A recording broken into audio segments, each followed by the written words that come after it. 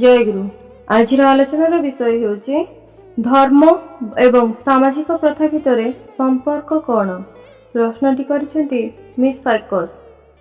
श्री ठाकुर यह प्रश्नर उत्तर देवा पई जाय कहिसेंती रिलीजियन किंतु धर्मर सबकिछि नुहे, जदिओ यह धर्मर गोटे अपरिहार्य अनुष्ठानिक अंग।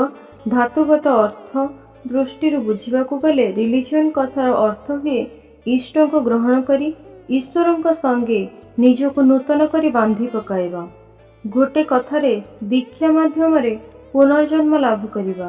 री माने पुनराय, लिगार माने बांधिबा।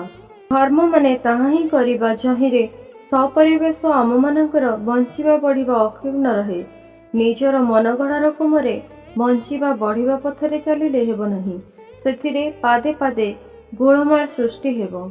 तेणु बंचिबा बढ़िबाकू सार्थक और निष्कंटक करि तोलिबाकू हेबो ईश्वरंक चलनारे, अर्थात इष्टानुग चलनारे।